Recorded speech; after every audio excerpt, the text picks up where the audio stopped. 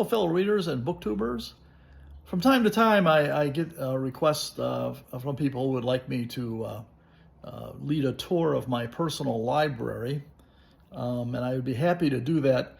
I once lived in a 3-bedroom, split-level 1960s style suburban home with tons of books in it, along with other flotsam and jetsam of raising a family in the suburbs. Just about a year and a half, almost 2 years ago now, I underwent a major change in my life and moved into a small 1-bedroom apartment. Very nice apartment, but it meant that a lot of my library had to go into storage. So I can't give a complete tour. I didn't want to give an abridged tour, so I thought maybe I would do a curated tour. And by that I mean I would just take you around and show you some of my bookshelves that have the books that I consider the indispensables, the greatest of the great, or at least my all-time favorites, and the books that have had the most profound impact on my life. So with that in mind, let's begin. And top of the heap, the master himself, William Shakespeare. These are some collections of his complete plays, and then some of the individual plays. I've got the ardent Shakespeares up here. Then we come down, and I've got a couple of the more ardents, a couple of the Folgers. Carol Bloom's commentaries on some of the Shakespeare personalities, including this interesting little book here about Hamlet, Poem Unlimited. Bloom is just an interesting critic and Shakespearean scholar. I know he's not to everyone's taste, but I always liked him. I've got Anthony Burgess's biography of Shakespeare. It's actually very funny. It's got the full folio treatment here. And then this is a book I recently mentioned on a recent video I made, Shakespeare and Ungentle Life by, I'm sorry, I can't recall her name.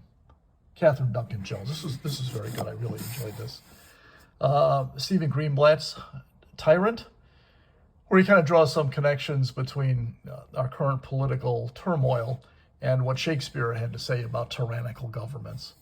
Here's another book, Shakespearean. This was very, very good. And then 2 books by Pierce, The Quest for Shakespeare and Through Shakespeare's Eyes. The theme of these 2 books is interesting. The argument here is that Shakespeare was kind of a crypto-Catholic. I'm not sure the argument was convincing, but it was fun to read. Some of Shapiro's books on Shakespeare, another great Shakespearean scholar. And this interesting book, What Blessed Genius, talks about how Shakespeare kind of emerged as this, or he was finally recognized as being one of the greatest English writers of all time. And then this book, I like this one. This is an exploration of Shakespeare's world through maps. Most of these maps, well, all of them in here are reproductions of maps from the Elizabethan era that deal with, of course, England, in large part Scotland, but also, some of Shakespeare's plays took place in various parts of Italy, and so there are maps of Italy from Shakespeare's time. This is a fun one. This is one of those fun books you just flip through. It was my modest Shakespeare collection. But my next indispensable is, there's the frowning man himself, Dante. I've got a couple of different translations of Dante's Divine Comedy. The Anthony Esselin, I think, is the one I would always recommend because it's got the best annotations. And then there's the folio treatment. Some other works of Dante's. Some work on monarchy and a few others, and some commentaries on Dante, including Robert Royal's kind of critique of the Divine Comedy, and a pretty good biography of Dante right here. There's my Dante collection. And then comes Homer. All things begin with Homer, don't they? Different translations of the Iliad and the Odyssey. And also this wonderful little work here, the Homeric hymns translated by Cruden. Of course, the authorship here has always been debated. Did Homer actually write these? But it kind of sounds like him, I always thought. But anyway, different translations. Here's the Robert Fagel's translation, my favorite. Here's the one. This is the one I cut my teeth on years and years ago. And then these nice ones right here. And then some books about Homer and his work. And there he is. That's Homer. Augustine. I can't praise Augustine enough. It's hard for me to explain.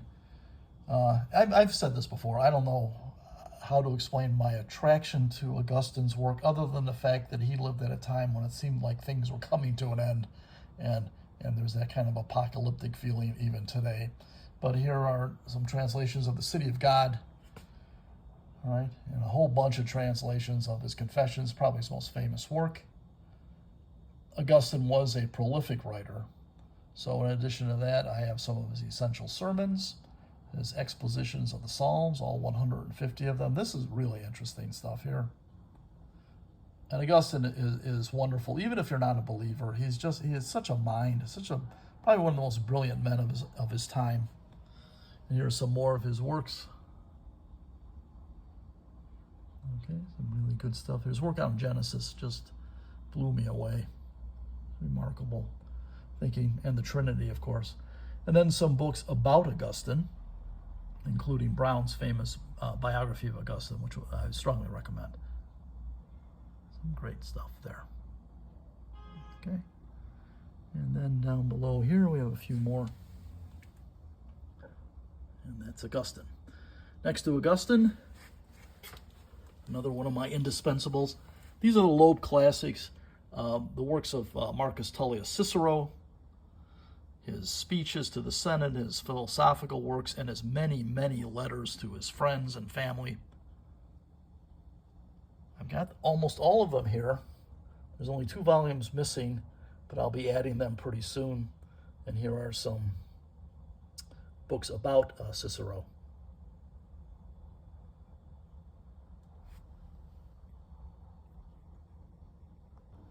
Couldn't pass this up.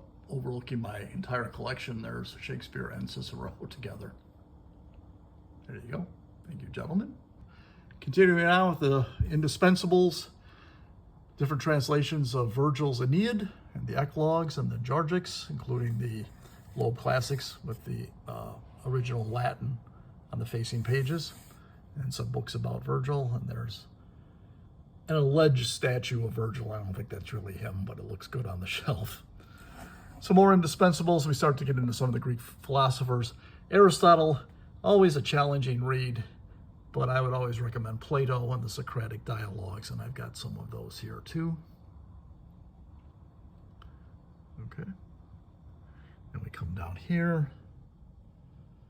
Some more books about Socrates, Trial of Socrates. That was a very good one. Then the father of history himself, the great storyteller Herodotus. Always entertaining, not the most reliable source.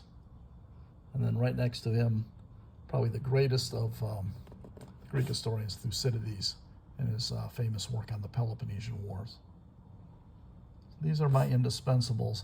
Now, there are other books that I regard very highly. Mostly these are the Loeb classics. I've mentioned, some of those I've already mentioned, some of these. I certainly have got a mere fraction of the entire Loeb library here. But all the great ones are there. And then translations of other great works from antiquity. It's Euripides.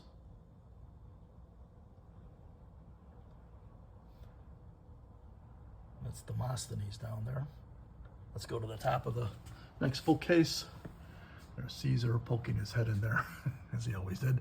Some Oxford translation, the complete Greek playwrights from Aeschylus to Euripides to Sophocles. And then some of the Penguins. Good Epictetus there, Plutarch, Seneca, great Stoic, Suetonius, his Life of the Caesars, Tacitus. There are some other translations of Tacitus that I have. And that's that.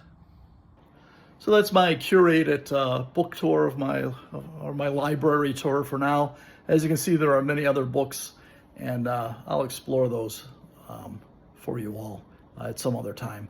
But I just wanted to hit the indispensables.